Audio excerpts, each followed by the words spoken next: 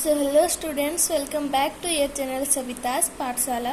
तो जैसे कि इससे पहले वाले वीडियो में हम एक्सरसाइज 5.3 का क्वेश्चन नंबर 12 तक कंप्लीट कर चुके हैं। तो आज हम करने वाले हैं क्वेश्चन नंबर 13 और आगे। ठीक है, तो देखते हैं क्वेश्चन नंबर 13 में बोला क्या है। तो क्वेश्चन नंबर 13 में बोला है find the sum of first 15 multiple of 8। ठीक है, मल्टीपल ऑफ 8 क्या होता है? जो कि 8 से डिविजिबल होता है। ठीक है, मल्टीपल क्या, जैसे कि 8 हो गया, 16 हो गया, यानी कि जितना भी 8 को जितना जितना ऐड करते करते जाएंगे, मतलब उसका जो टेबल ही है वही सोच लो। ठीक है, तो वहाँ पे जैसे 8 1 जा 8 हुआ, 8 2 जा 16, ऐसे जो आ रहा है, जो हमारा मल्टीप्लाई करने के बाद जो आ रहा है वो होता है हमारा मल्टीपल। इतना तो तुम्हें पता ही होगा, है ना। तो वो फर्स्ट 15 मल्टीपल जो है उनको ऐड करने से कितना होगा, ये हमें पूछा है ना। तो ऐसे हम निकाल लेंगे पहले। तो यहाँ पे लिख लेंगे 13। तो ए तो हमारा 8 बनेगा, 8 1 जा 8 है ना। तो ए तो हमारा 8 हुआ। और डी हमारा कॉमन डिफरेंस क्या है? 8 का मल्टीपल है, यानी कि 8 16 ऐसे बढ़ते बढ़ते जाएगा। तो वहाँ पे तो हमारा 8 ही आएगा, डी भी है ना। और एन हमें कितना दिया है? एन दिया है हमारा 15। तो ए है, डी है, एन है, सारा हमें गिवन है। तो हम एन का फॉर्मूला यूज करके निकाल लेंगे उसका सम। ठीक है, तो S N equal to N by 2 into 2a plus N minus 1 into D. ठीक है, तो एन है हमारा 15/2, फिर 2a है हमारा 8, एन है हमारा 15 माइनस 1 और ये बना 8। ठीक है, तो ये हुआ 15/2, ये 16 प्लस ये बनेगा हमारा 14 इंटू 8, है ना।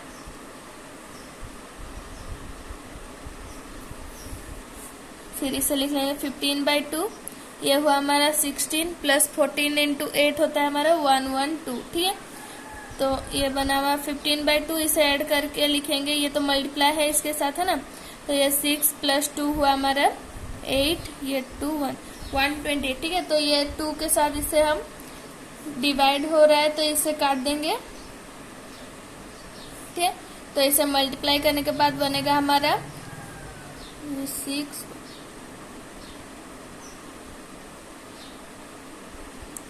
960। ठीक है, तो ऐसे हम इसका एसएन फॉर्मूला यूज करके निकालेंगे आंसर। तो हमारा 13 नंबर कंप्लीट हो गया। अब करते हैं क्वेश्चन नंबर 14।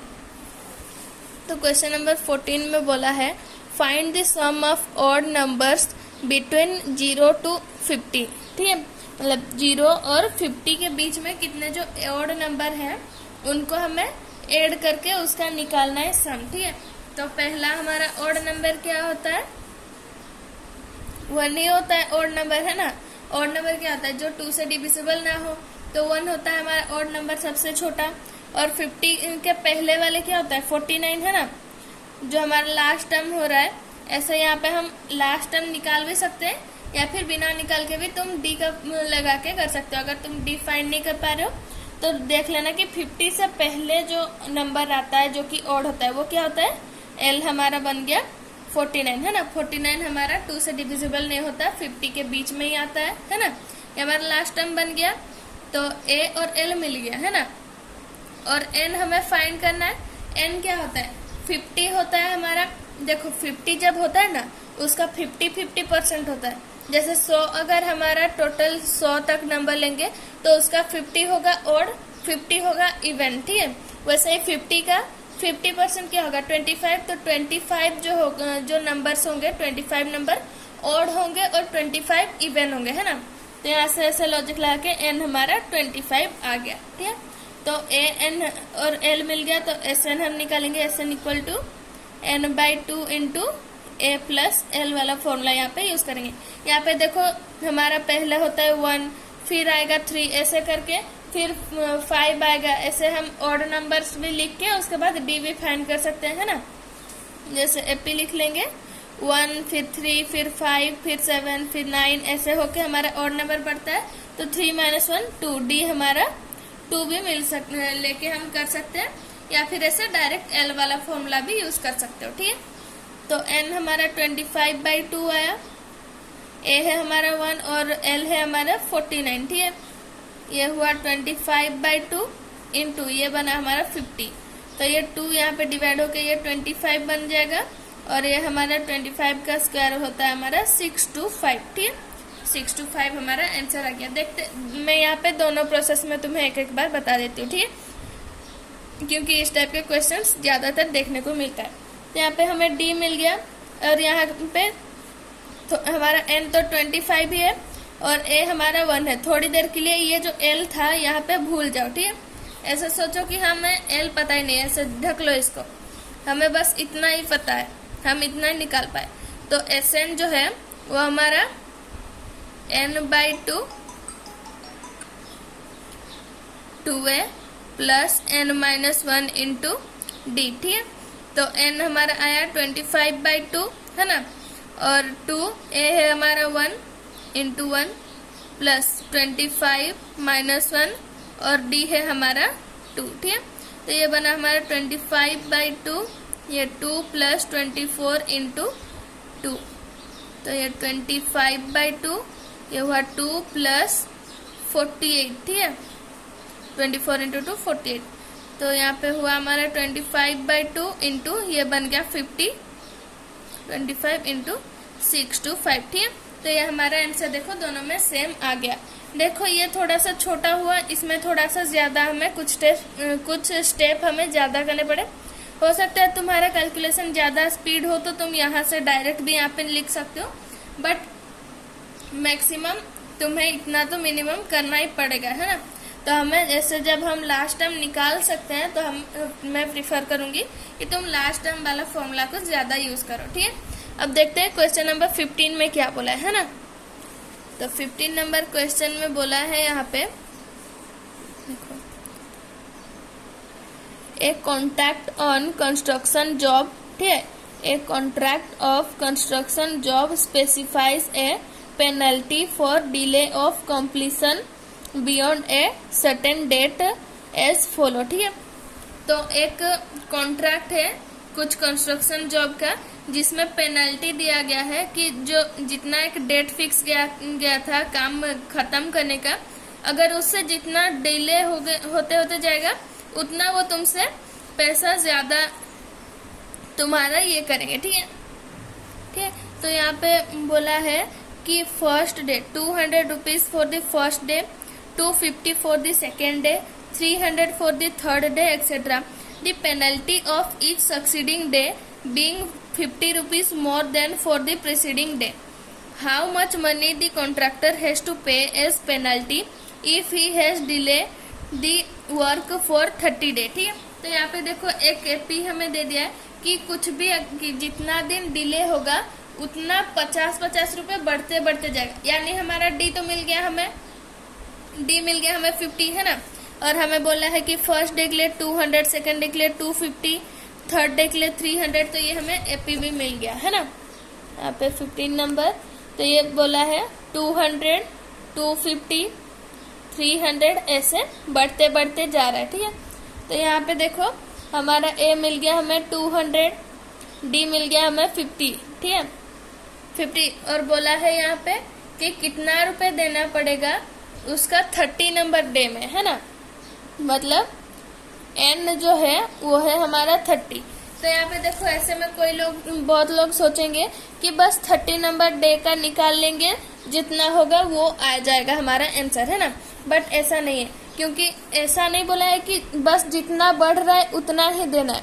हमें अगर 2 दिन अगर हमारा डिले हुआ, यानी कि फर्स्ट डे और सेकेंड डे दोनों को मिला के पैसा देना पड़ेगा, है ना। अगर 2 दिन का डिले हुआ तो उन्हें टोटल 450 रुपीज देना पड़ेगा। तो वैसे ही हम 30 डे का जब करेंगे तो उसमें भी एसएन का ही फॉर्मूला यूज होगा। तो यहाँ पे लिख लेंगे SN equal to n/2 into 2a plus n-1 into D, है ना, ये हमारा फॉर्मूला है।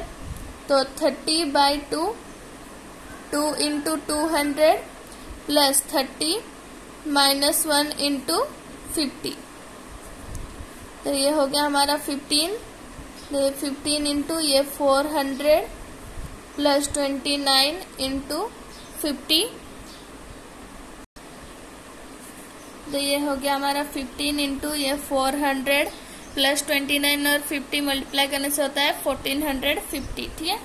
तो इसे ऐड कर लेंगे इंटू ये हुआ हमारा 0, 5, 8, 20 है 1850 इंटू 15, ठीक है। तो इसे मल्टीप्लाई करने से होगा हमारा 27750, ठीक है।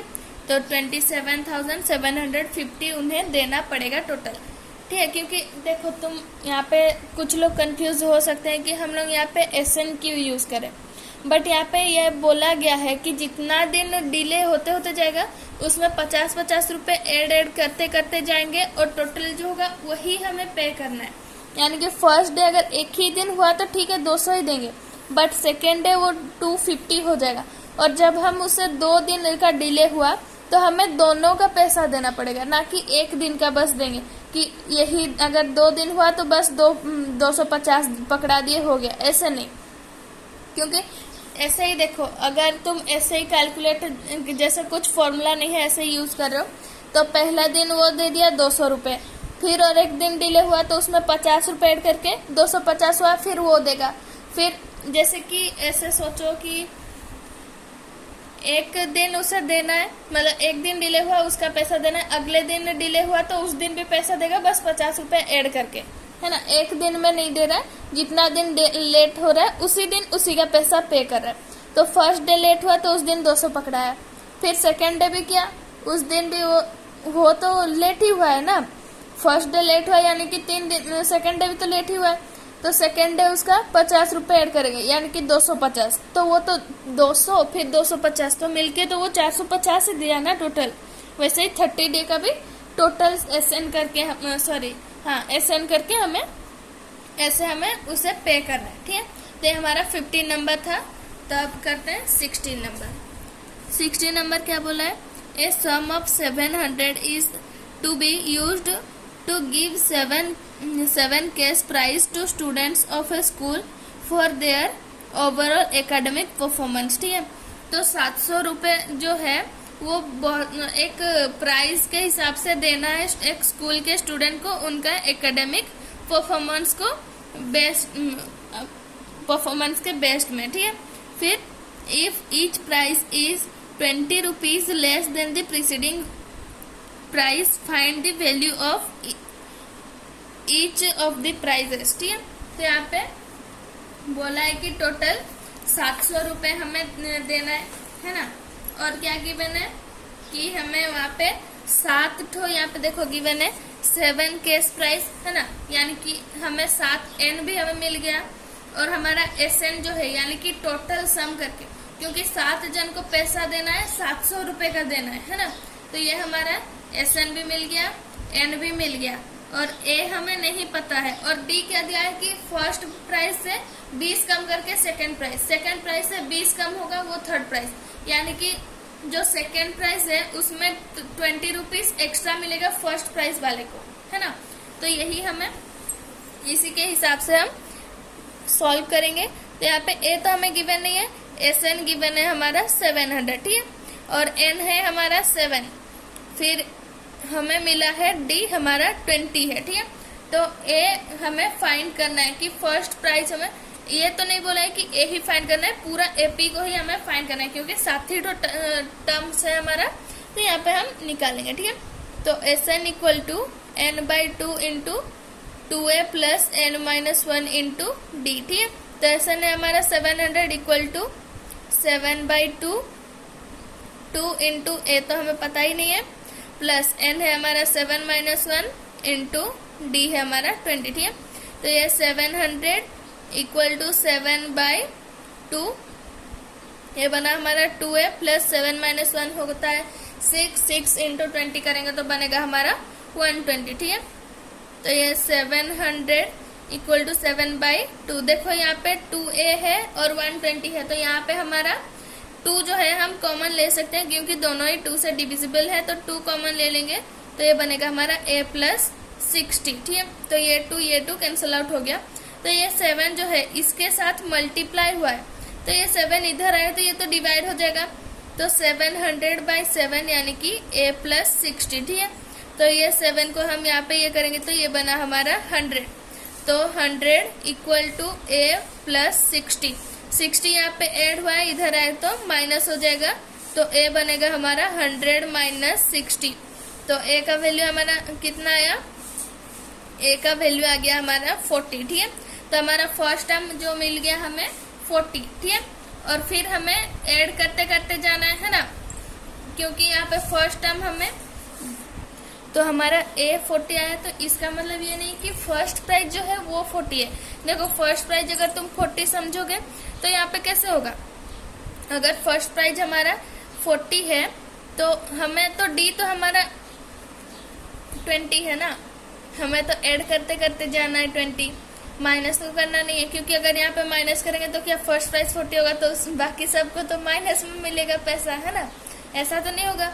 एक डी तो हमारा पॉजिटिव 20 है, यानी कि हमारा लास्ट वाला जो कि 7th वाला प्राइस है वो हमारा 40 है।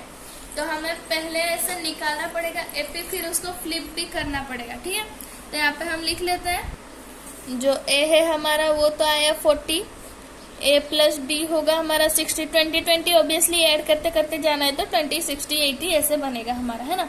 और 7 तक करना है, 2d इक्वल टू ये बनेगा हमारा 80, ए प्लस 3d इक्वल टू बनेगा हमारा 100, a plus 4d equal to 120, a plus 5d equal to 140, a plus 6d equal to 160। ठीक है, तो ये देखो हमारा एपी जो आया ऐसे हो क्या है, तो ऐसे हम लिख लेंगे ना तो सोचेगा कि जो लास्ट वाला जो है वो उल्टा हो गया ना, क्योंकि सबसे 7th नंबर जो बच्चा होगा उसको 40 रुपीज मिलेगा, फर्स्ट वाला को तो 160 मिलेगा ना। तो यहाँ पे लिख लेंगे एपी इज 160, 140, 120, 100, 80, 60 एंड 40। ठीक है, क्योंकि अगर हम लिखते 40 60 80 ऐसे लिखते तो कोई भी सोचता कि फर्स्ट जो बच्चा है उसको 40 मिला है और लास्ट में जो है उसको 160 मिला है ना, तो ये तो गड़बड़ी हो जाता, तो ऐसे हमें फ्लिप भी करना पड़ेगा। तो ऐसे हम क्वेश्चन नंबर 16 भी कंप्लीट कर लिए। अब करते हैं क्वेश्चन नंबर 17। ठीक है, तो मुझे लगता है क्वेश्चन नंबर 17 थोड़ा ज़्यादा ही लेंदी है, जिसमें थोड़ा ज़्यादा टाइम लगेगा, तो वो हम अगली वीडियो में करेंगे। तो तब तक के लिए good bye and take care guys. अगली वीडियो में मिलते हैं जहाँ पे हम क्वेश्चन नंबर 17 और आगे के क्वेश्चंस करेंगे। तो मिलते हैं अगली वीडियो में।